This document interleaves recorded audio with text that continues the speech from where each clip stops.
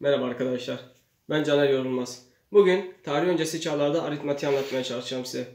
Videoya geçmeden önce videoyu beğenip yorum yapmayı unutmayın lütfen. Evet, şimdi videoya geçelim. Antik Yunan matematiği.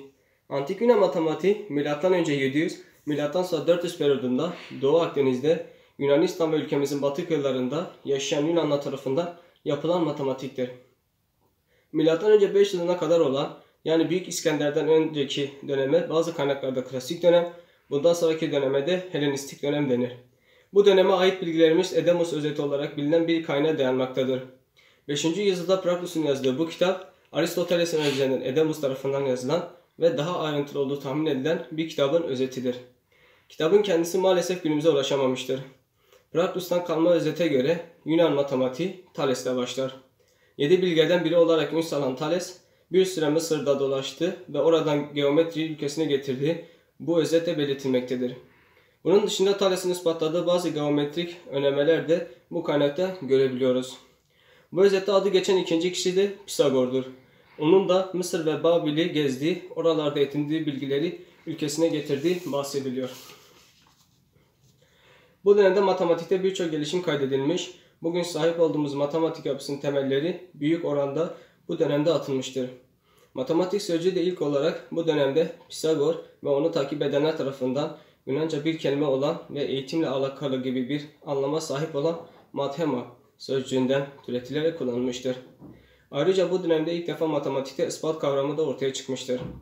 Daha önceki dönemlerde matematik sadece günlük ihtiyaçlara cevap vermek için bir araç olarak kullanılıyor. Günlük yaşantıda karşılaşan problemler matematikle çözülmeye çalışılıyor.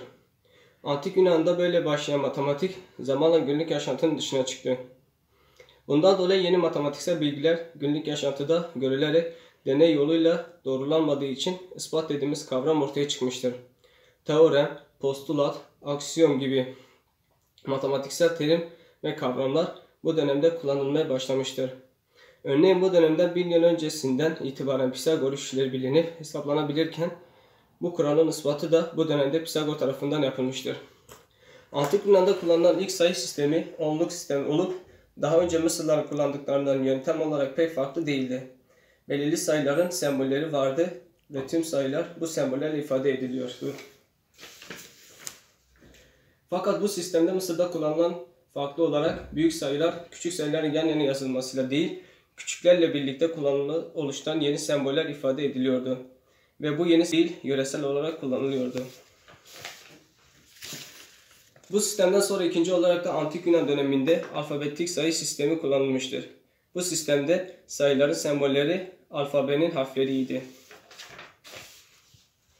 Önceki sistemde olduğu gibi bu sistemde de daha büyük sayılar küçüklerle beraber kullanılmaya başlamıştır. Peki 9999'dan daha büyük sayılar nasıl yazılıyor bu sistemde? Bunun için de M sembolü kullanılarak bir yöntem geliştirilmiş. M harfi üstüne yazılan bir sayı şeklindeki bir sembol o sayının 10.000 ile çarpılması gerektiğini bildiriyor.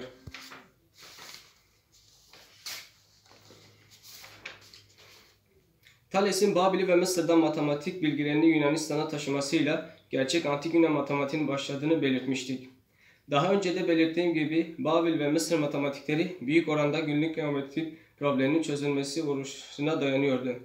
Thales bu bilgileri getirdikten sonra Antik Yunan'da geometri çok çalışıldı ve büyük bir atılım gerçekleştirildi. Bundan dolayı Antik Yunan matematiği büyük oranda geometridir. Antik Yunan geometrinin gelişmesinde etkileyen en önemli 3 problem daireyi kareleme, kareyi katlama ve açıyı 3'e bölme idi.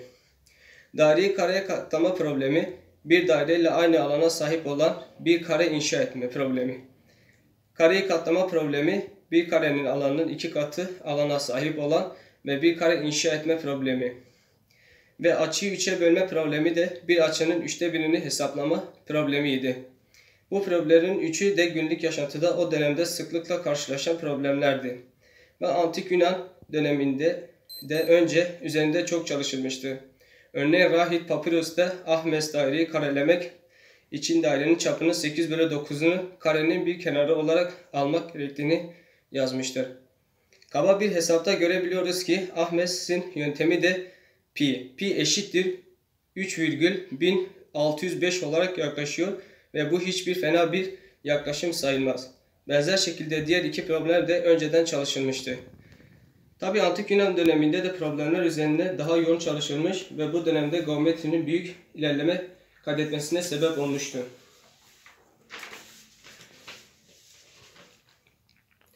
Dönemin en meşhur matematikçilerden birisi Pisagor'dur. Babillerden itibaren kullanılan kuralı ilk defa ispat etmiş, günümüzde bu teorem Pisagor teoremi olarak belirtmektedir. Ayrıca Pisagor irrasyonel sayıların da varlığını ispat etmiştir. Çalışmalarıyla Platon'u da ciddi biçimde etkilemiştir. Pisagor ayrıca matematik eğitimi vermek için bir okul inşa etmiştir. Ve bu hiçbir fena bir yaklaşım sayılmaz. Benzer şekilde diğer iki problem de önceden çalışılmıştı. Tabi Antik Yunan döneminde de problemler üzerinde daha yoğun çalışılmış ve bu dönemde geometrinin büyük ilerleme kaydetmesine sebep olmuştu.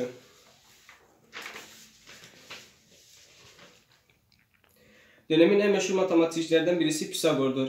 Babillerden itibaren kullanılan kuralı ilk defa ispat etmiş, günümüzde bu teorem Pisagor teoremi olarak belirtmektedir. Ayrıca Pisagor irrasyonel sayıların da varlığını ispat etmiştir. Çalışmalarıyla Platon'u da ciddi biçimde etkilemiştir. Pisagor ayrıca matematik eğitimi vermek için bir okul inşa etmiştir. Thales, Mısır ve Babil'den öğrendiği yöntemleri piramitlerin yüksekliğini ölçmeye çalışmıştır. Bu amaçla birçok teorem ve sonuç ispatlamıştır. Arkimedes, pi sayısı için yaklaşık bir değer öne sürmüştür ve bunu kullanarak çeşitli alan hesaplamaları formülleri geliştirmiştir. Öklit de teorem, ispat, postulat gibi terimleri ilk defa tanımlamış ve Elements isimli bir kitap yazmıştır. Bu saydığımız matematikçinin dışında birçok matematikçi yaşamıştır. Bu dönemde fakat çoğunun etkisi sınırlı kalmıştır. Sadece Archimedes'in yazdığı bazı çalışmalar dikkat çekebilir.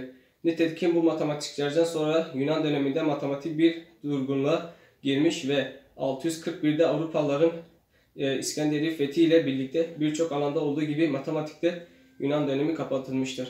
Beni dinlediğiniz için teşekkürler.